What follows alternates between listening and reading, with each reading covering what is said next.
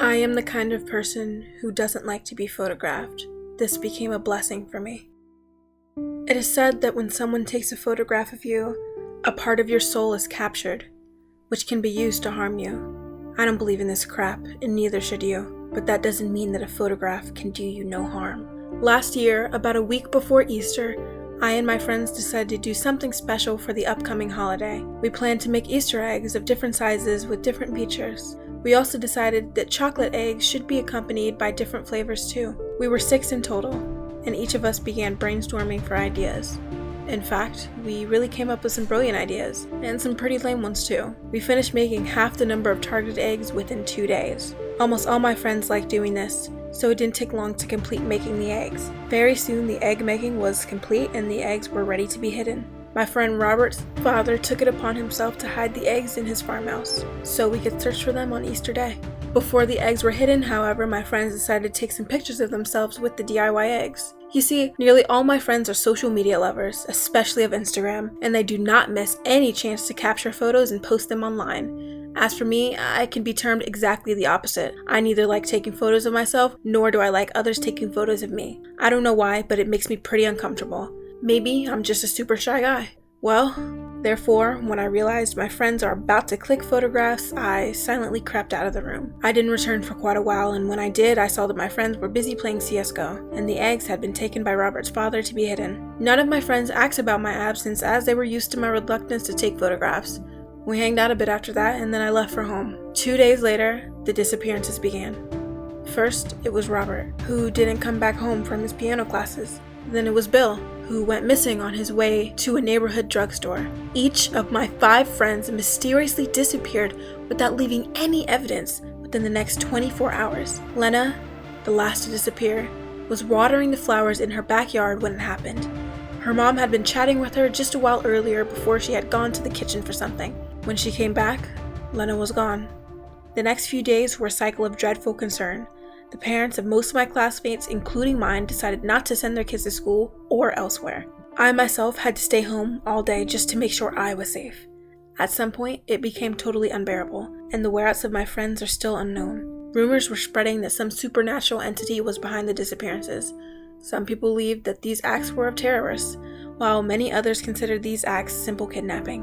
Whatever the reason might have been, the disappearances stopped as suddenly as they started, and no more kids had gone missing after Lena.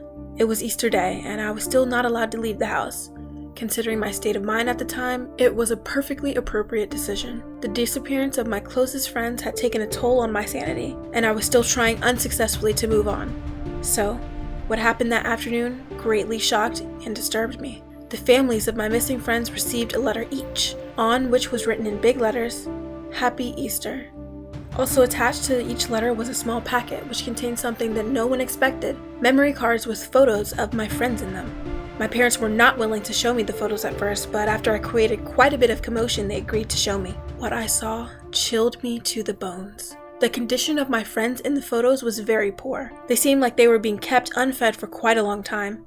They looked nothing like their earlier selves, and one of them was literally a skeleton. Were they alive or not could not be said, but death would have been a boon compared to what their state was in the photographs. The photos were sent to the police, who were, till that moment, unable to gather any evidence regarding the disappearances. In fact, these photos would have been of no use too, if not for a certain miracle. It happened that one of the cops, Mr. Knox, recognized the surroundings of my friends in the photographs. He said that my friends were in a storeroom in some hostel where he had stayed during his college days, and that he was sure of. The cops immediately rushed to the location, and sure enough, they were found.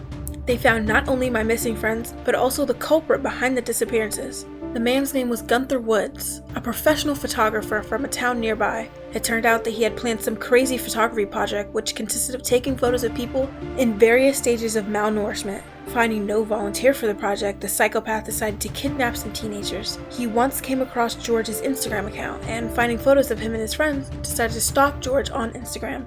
This went on for a long time, and Wood was able to gather information about each of my friends. He had come across my Instagram account too, but when he saw that there were no photographs, he just neglected it. Wood meticulously planned the kidnappings and then committed them without leaving behind any clues. He even had a hand in spreading the various rumors about my friends' disappearances.